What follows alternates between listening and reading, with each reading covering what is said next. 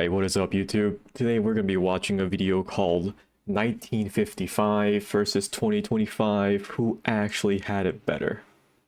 This is me if I lived in 1955. Here I am in 1975. Alright. And 1995. 2015, and then today. I'm gonna put myself in the shoes of a middle income earner in all of these decades to answer a very important question about the United States. Is the average American better off today than they were all these decades ago? Yeah, you know what? I wonder about that too. We definitely have like a lot of quality of life benefits, right, in the modern day. But in terms of income wise, depending on where you live in the world, but if we're just gonna talk about America, it's pretty fucking bad, man. Like, the average income is really, really bad compared to, like, let's say the prices of houses and food and whatnot. It's, like, extremely, extremely bad. Does the typical American make more money, have a better chance of owning a home? Oh, yeah, about the owning a home part. I think we've all heard someone tell us, like, hey, work a little bit harder, then you just go buy a home. And, like, the average person cannot afford a home. They just cannot. I think the average income in America is, like, I'm pretty sure it's not 60, 70k. I think it's lower than 60, 70k. It's probably like 30 or something, to be very honest. It's an important question because this graph shows that our economy has grown immensely since the 50s. I mean, we've got the largest economic pie on Earth. And even when you account for inflation and the fact that our population has grown, you still see immense growth. I mean, look at this. We've added tons of prosperity in this country that theoretically every person is entitled to some part of. Or, as some economists put it, has our country produced shared prosperity? When I think about how well the economy delivers, I think about how well it delivers for the people, for the workers and their families. How well are they receiving that prosperity? I'm going to show you how all of this economic prosperity we've created has I'm assuming not that well. been shared or not shared.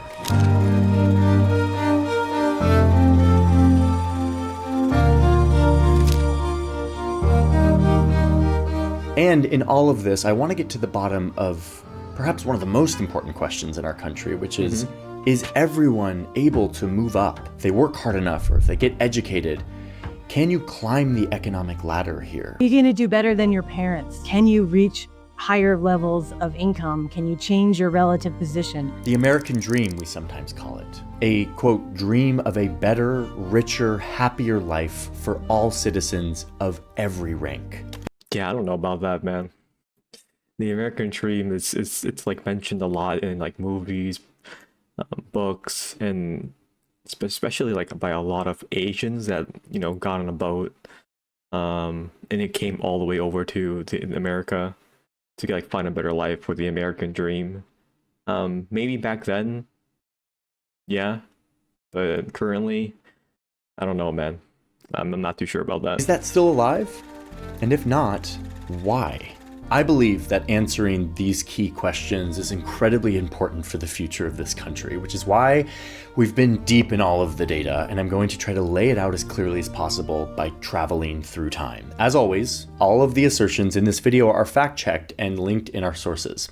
So with that, let's start traveling back in time. Can't repeat the past. Why, of course you can.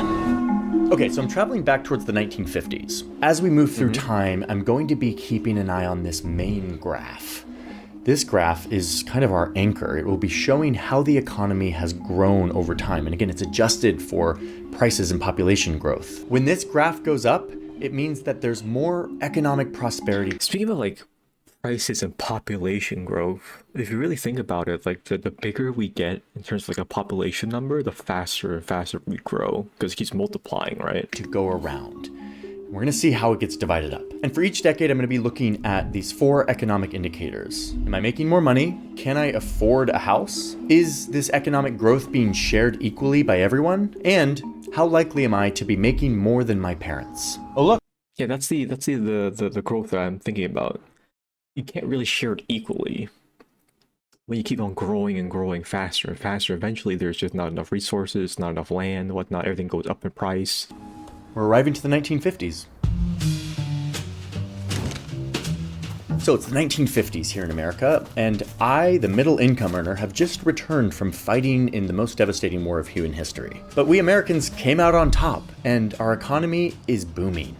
I work in this car factory. It's one of the many factories that was converted from making weapons to now making valuable stuff that we're shipping around the world.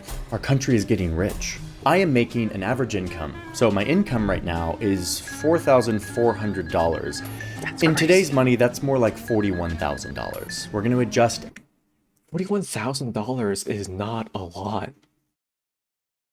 It depends on where you live, but like for a lot of the places, I mean, if you're making that, you're living by yourself alone, then yeah, it's definitely it's manageable, right? But if you have like kids and whatnot, it eventually just becomes unmanageable, right? It's just too much money. Like the houses are expensive, the food's expensive, taking care of the kids expensive. Everything for modern dollars, in this case 2023 dollars. Prices are higher these days, so our money's more valuable to make it all make sense. Hey, wait, pause. I'm not going to do that every single time, like talk about the inflation. I'm just going to say everything from now on in modern dollars. It'll allow us to compare a lot easier between the decades. Okay, with that, let's get all the magic going. Yeah, make it quicker, dude. Pretty cool, right? Let's meet my family. So my wife doesn't work. Only a third of women did back then. And really, she doesn't need to. My factory job supports the whole family. And look, I own that home. I paid $84,000 for this thing, again in modern dollars. That's actually not that much more than my yearly salary. This is considered... It's 2 years, right? It's about 2 years of a salary for a house. Very affordable. And a major reason why is because the government is helping me pay for a lot of this. And they've got the cash to do it. I mean, look at the top tax rate for the rich. So a booming economy and all this tax revenue means that the government is... Highest marginal income tax rate, 92. So a booming economy and all this tax it's not 90%. revenue means that the government is helping build all of these suburban doesn't make any homes fucking sense. and is giving us veterans good deals on mortgages so that we can get in on the prospering U.S. economy, start building wealth by owning a home. Our returning serviceman who was starting his own business would get a financial boost from the government. Our money would be advanced to buy property or a home. We're coming out of World War II.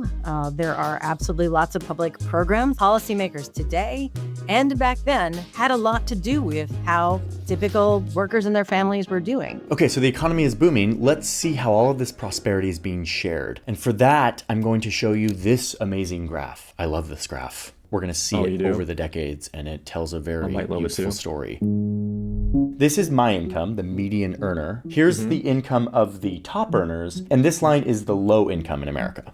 And down here is like years. Okay, watch what happens. Ready, go. Damn, wait, yo, low earners were like up there, man. Holy shit. What the fuck? Look at this. Look what's happening. All three of these income brackets are increasing their income at the same rate. We are all getting in on this prosperity. We are sharing the spoils of a booming economy. Nice. In the roughly Very nice. 3 decades after World War II, we saw what I would consider broadly shared prosperity. As the economy grew, as workers became more productive, workers across the board were actually seeing gains in their living standards. This is a great indicator that income equality in the United States is good and healthy. Okay, last thing for the 1950s, let's check in on the American dream. Can I move up the ladder? And there's a really nice data set for this that says that I am nearly 100% likely to earn more than my parents. There is upward motion in the economy. The American dream is alive, at least for me. Which is an important caveat here. Women were mostly left out of this economic version of the American dream, and so were people who weren't white, like Black Americans, 10% of the population, over 1 million of whom fought in the war, but upon returning were met with these custom maps that were drawn to determine where they could and could not buy homes. They were largely left out of all of this government help that allowed me to get education and buy a home and build wealth. But if you're just looking at the numbers, the 1950s was a really good time for the median income earner. You could have a family, work in a Damn, wait, yo, what the fuck? Houses were like this back then? Or I mean, I'm assuming they still are. You should have fences and stuff now, so it doesn't look like this. But fuck, that looks like Lego blocks and like depressing because like there's no variety. It's just like copy paste, right? Like you go from black to white to black to white, you know what I mean? Like factory and be loaded with opportunities to Holy move shit. up the economic ladder, thanks to a booming economy and a bunch of government programs. So now let's move forward in time to the 1970s.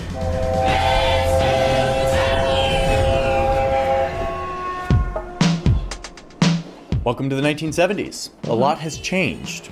The economy is producing a lot more prosperity to go around, as you can see by this graph, and we'll see how that's all being distributed in a second. But first, let's check in on my pay. I'm still working in a factory. I now earn about $66,000. That's an improvement from the 50s. Or should I say we? Like millions of other women, my wife has entered the workforce. They still only earn 60% of what men do, but look, they're breaking into the workforce. Nearly half of all women are going to be working by the end of the decade. Partly as a push for freedom and economic autonomy, but partly as a necessity. It's becoming harder for a family to be supported by a single earner. The result is oh damn. It was starting in the 1970s. It's way worse now. Way fucking worse. that our probably. income is better off than it was in the 50s. But things are also kind of expensive right now. Inflation is up, partly because there's war in the Middle East and they're cutting us off oil. So there's long lines at these gas stations and everything is more expensive. Holy shit. Sorry, 10-gallon limit. Anyway, check out my house. I had to pay $230,000 for this house. Housing is getting more expensive and the government is raising the interest rate to slow down $230,000. It went up quite a bit, pretty fucking quick. inflation, which is making my monthly payment a little more expensive. Home purchasing is becoming a little less accessible to the median, but I still have this cool house. Okay, let's go back to this super useful I mean, it's graph still that big-ass tells us house. how the economic spoils are being shared. Remember, that's me, the median income earner. And look, my income continues to grow at the same rate as the high income and low income earners in our country. The growing economy is being shared by these different income groups. It's actually pretty impressive how tight everything is moving together as the economy grows. Yeah, it's and look, extremely they've equal. started collecting data on how much more CEOs are making than the typical employee. Looks like by the middle of the decade, it's about 26 times more. Wait, are CEOs making too much? Is that bad? What do you think? I don't know.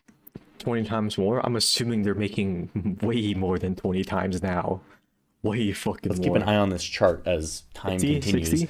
And we can assess if we think this is unfair. Okay, but what about the American dream? How easy it is to make more than your parents? Well, if I'm an adult in the 1970s, it means I was born in the 1950s, which according to this data set means I'm 80% likely to earn more than my parents. I mean, pretty good. The American dream seems to be doing pretty well. So I would say but that it's still going downhill. economic life in the 1970s is better for the median earner than it was in the 50s. And something that we're not covering here because we're looking at the cold hard data is that there's also a revolution happening that's making it more equal and more fair for I see. minority groups in the United States. So these are good trends. Let's see how they continue as we move Extremely on to good the trends. 1990s. Extremely good trends. Guess you guys aren't ready for that yet. But your kids are gonna love it.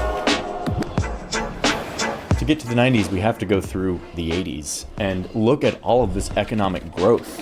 The president has been very busy slashing taxes, shit. getting rid of regulation and social programs, and That rejiggering is- the economy to benefit businesses, making it harder for workers to gather and get leverage over their employers. Ronald Reagan, the actor? And look, we are arriving to the 1990s. What a great decade. Hi, me again. I'm out of the collage world because I gotta tell you about the sponsor of today's video, 1990s. The big standoff between the United States and the Soviet Union is over, and people are stoked. We enter the 1990s with this little recession. We're getting ready for a big surge of more growth thanks to the rise of the internet. Remember, I am still playing the role of Oh man, the 1990s, I was born in 95, so I didn't really experience the 1990s as a teenager or anything, so I can't really say, but when it comes down to the really good years, when I kept hearing as a kid was definitely the 1990s. That's when the most people had the most fun apparently. the middle income earner. Okay, so it's not like I was born back in the 50s and I've been growing up. I am a young adult who is the middle income earner. How am I doing? So I still work at a Yeah, how are factory. you doing? America is still a manufacturing powerhouse here in the 90s, though that is literally right about to change. I wish I could warn myself. My household brings in $76,000 a year, which is definitely better than the 50s and 60s, but you can kind of see that things are flattening out. And in fact, I'm not making that much more than I was in the late 70s. Check out my cool 90s house. Cost me $273,000. That's almost 4 times our yearly income. Way more it's kinda expensive crazy. than in the 50s. Housing is getting a little less affordable. Okay, the economy's doing well. How are we sharing all of this economic prosperity? But it's still like right now, compared to right now, looks pretty fucking normal. The housing price 2070 or 270,000 looks extremely normal or extremely low compared to what it is now. Remember we started back in the 50s and we saw how the high income, the low income, and me, the middle income, we all saw similar growth in our income gains. We all got in on economic growth equally. That continued through the 70s. But wait, look what happens right here. Holy shit, that dip. Whoa. Holy shit, dude. Like you can actually see like the dip that happened. Like everyone kind of went together, but the top earners just kept going up hella hard. It's around the 1980s when you see the top earners start to pull away from the rest of us. Their income is going up faster than mine. They pulled And my away income is pretty going hard. up a little faster than the low income population. Okay, that's unsettling. I liked it more when they were all kind of like on top of each other growing at the same rate. We'll keep an eye on this graph, but there's a bunch of other graphs starting to come out. Another divergence happening on how productive the economy is versus how much I get paid. They're both going up at the same time. I'm more productive, I get paid more, cool. But around the same time, the same split happens. My pay starts to flatline even as productivity continues to go up. So then there's this period that starts around 1979 in the early 80s, where we see this pulling apart between economic growth and what typical workers and their families receive from that economic growth. So who's getting in on all this extra productivity? This growth that's happening in our economy? If Yeah, I mean, way more productivity, but the wages kind of just stagnate, right? I mean, it goes up slightly, but way too fucking late. not me. Well, let's check in on those CEOs. So remember back in the 70s, CEOs were making like 25 times more than the typical worker. Kind of seems like a lot. Let's see what happens here. Oh my God, look at this. Okay, whoa, by the end of the 90s, CEOs are making almost 400 times the typical worker. 400? And I thought 20. I said like, how much did I say? I said like 50 or some shit, right? I think I said 50, but 400 is crazy. Times was a lot. Those at the top are receiving. But then again, like I don't know, man.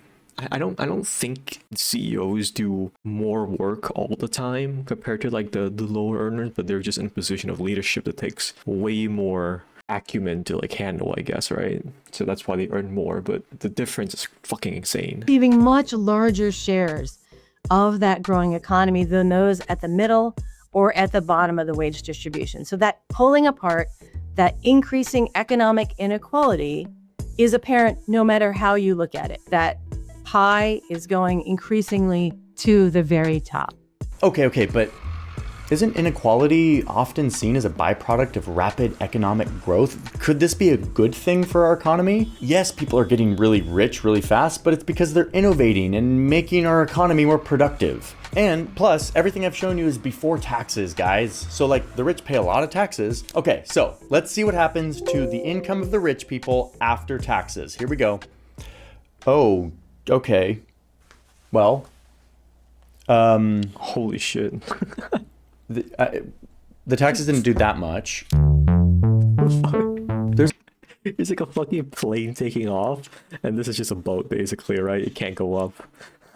Something going on here. The rich are getting really rich really fast. I mean, what these lines all show is that 1980 was kind of this inflection point in our economy, where the top earners kind of started to get in on most of the prosperity. And yes, there are economists who argue that inequality isn't bad for an economy. It actually spurs growth and investment into the economy, and eventually that raises all boats. It trickles down. And advocates for this way of thinking say that we shouldn't focus on inequality, but instead on poverty reduction. Okay, poverty reduction? How we doing? Poverty reduction. Plummeted after World War II, but you can see that at this time, in like 1980, when inequality starts to get really bad, poverty basically stays the same. Goes Holy up for shit. big series of years. So this is concerning, and this is my interpretation of the data. I'm sure some of you have very different interpretations. It's like it went down and down and down, like we were like eliminating it, right? And then it just got a bounce. And they just found like a level that this doesn't want to go down. and I would love to see you down in the comments. Anyway, let's check in on the American dream. America's all about big risk, big rewards. So yeah, inequality's happening, but like if you can go from rags to riches, maybe that's very American and okay. If I was born in the 1970s, I'm now an adult in the 1990s, and the data says that 59% of us born to the middle income will 59. out-earn our parents. So It was 80 earlier, I remember. 80? Now it's 59. that means that It's constantly and consistently going down in terms of percentage. 40% of my peers here in the middle income will earn the same or less than their parents, even as we are seeing all of this economic growth. I mean, you can see this trend here. The American dream of being able to move up the ladder is becoming less and less a reality for a bigger and bigger portion of the population. Okay, so that was a big change from all the trends. Let's see what happens next. People assume that time is a strict progression of cause to effect, but actually it's more like a big ball of wibbly-wobbly, timey-wimey stuff. Okay, we're moving into the new millennium. America's fighting a couple of wars. The economy's actually doing pretty well until, whoops, whoa. The bankers got a little loosey-goosey for a couple of years, making obscene amounts of money and crashing the entire world economy. But okay, let's move on from the biggest recession of our time. We're arriving to the 2010s. This is a world that most of us are familiar with. Let's see how the median income earner fares. I don't work in a factory anymore. All of those jobs have dried up and been shipped to Asia. So I now work as a middle And manager at an automation. insurance company, and my household income is $81,000 a year. Which is, wait a minute, same as 1997, but wait, what? during this same 13-year period from 1997 to 2010, It's like the same as it was back then, right? It was around 80,000 as well. When it was at like 1990s, and now 2010s, it's still exactly the same, around the 80,000s. That's kind of fucking crazy. economy grew by this much. I mean, that line's going up. The economy's making more stuff. There's more prosperity. Yeah, there's more prosperity, but not everyone's getting in on that prosperity. Even when you adjust for inflation per capita, the economy grew. There should be more to go around. But my household pay There is is more the people. same as it was 13 years previous. Why? Well, we'll see in assuming. a second. But first, let's talk about my house. I always love talking about my house. Look at this beauty. I can still afford a house. In fact, here in like post-recession America, housing prices are actually pretty low. The bubble burst. Interest rates had to go down to stimulate the economy. And so home purchasing was actually pretty accessible for a few years. But don't worry, housing prices will be back on the rise in a second. And in fact, they'll start rising faster than my income, making housing less and less affordable. And Yeah, we're homeownership fucked. still seems to be available mostly for certain groups and not as much for others. In fact, that hasn't changed much since the segregation days. Meanwhile, I think I know what's going to happen to this graph. Yep. The rich are just getting richer faster than my income is going up. And my income's kind of stagnating. Okay, what about the CEOs? Did they pay a price for the big bubble person? Nope, they didn't pay. I mean, they kind of did up and down, but they're still, by the end of the decade, getting paid hundreds of times more than me. Maybe they think they are hundreds of times more productive and they deserve it. I mean, you get the point on the inequality stuff. This is what we've been hearing about for a long time. All of these graphs have the same shape.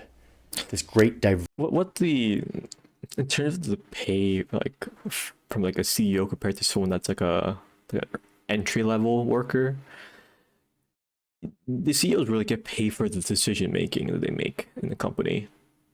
I'm pretty sure that's what they get paid for. They don't really get paid to do more production or whatnot, right? But it's the decisions they need to make, the ones that will either make or break the company. divergence that happens in the 80s, where the economy is By growing. the way, not saying that CEOs aren't hardworking. There are undoubtedly a lot of CEOs that work extremely fucking hard. That's the only reason why they're even in their position. But the wages for the average person just kind of flatten while the top earners just sort of get in on all of that prosperity. Okay, but the American dream, you can climb the ladder, right? So if you're born in the 1980s, which I was, you're now an adult in the 2010s, and Dying. it looks like for the median earner, the majority of us will earn the same or less than our parents. Yeah, this is a problem, and American probably Dream doesn't is seem fair to a struggling. lot of people. But wait, there's hope. Star Trek, Terminator, Time Cop, Time After Time, Quantum Leap, Wrinkle in Time, Somewhere in Time, Hot Tub Time Machine, Hot Tub Time Machine. Okay, I'm back.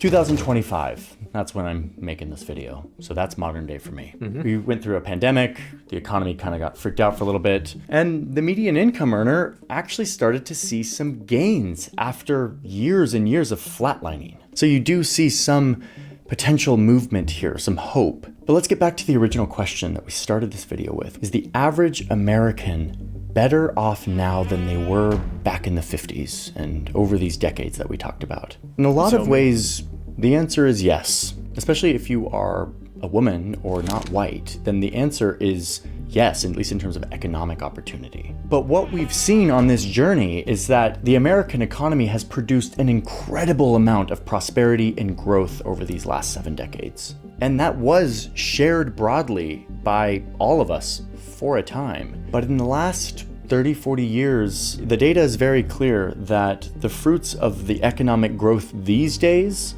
have not been broadly shared. One group is collecting most of the growth. And I didn't even talk about wealth, like the stuff you just own and how that makes money. We were talking just about income on this. Now, this isn't the first time that we've been in this situation. The top 10% collected almost half of all the income way back in the early 1900s before World War II. But we changed that. Look. And the income starts to be distributed more equally. But this graph tells the same story. Look, 1980, boom, here it goes. We're back. Yeah. We're back to where we back. were. Now, does this mean that our economy is broken? No, actually. Our economy is not broken. It is working exactly how it was designed to work. And this, and this, and this, and this, it's the result of changes to the rules, policies that end up determining who gets the money and who doesn't. These policies are made by people that we elect. And if we don't think that this is fair, we have the power to pressure them to design a system that is fair. Now, the medium income earner doesn't have nearly as much power these days. The top income earners and the corporations have really gotten their foot in the door for the people who have the power to set the rules. So it's harder than ever. But this still is a democracy. And if we don't think a system is fair, we still have the power to pressure our politicians to change it. And it's not actually just about income inequality. Yes, that has risen. The rich get richer much faster. It's also about the American dream, this idea of being able to move up. If you get educated, if you work hard, as inequality has gone up, the American dream has gone down. These graphs are built on robust data. Yeah, I mean, these images, like I've seen these in areas like Oakland or like some places like, I believe LA, like in San Francisco, everything looks really, really fucking great until you turn the wrong corner and suddenly there's a guy taking a shit on the street, you know what I mean? These graphs are built on robust data, and this is the story that it tells. The rungs of the economic ladder have gotten wider and wider apart. And that American dream, ironically a term coined by a rich investment banker born into a rich family in New York City, Okay. that dream is looking more and more. He was born into the dream. He didn't go and get the dream. He was born into it. Yeah, American dream, guys. Like a myth. Yeah, I mean, if you grow up like really, really fucking poor, I can see why the American dream kind of seems like a myth. If you know who created that saying, and it's a rich guy that was born into it, then you really will think it is a myth. But I believe in the Western world, at least, Asia, there's some differences, you know, in places like Vietnam or like Thailand or like more poor countries. But if you're in America, there is definitely a way for you to get to the middle class if you're like low income. Go to school, pick the right degree, the right industry to go in, understand what the challenges are that you're going to be facing ahead of you, and then just prepare for it, and you'll be able to make a decent living, I would say. But yeah, it's just it's not as equal as it is anymore, I guess.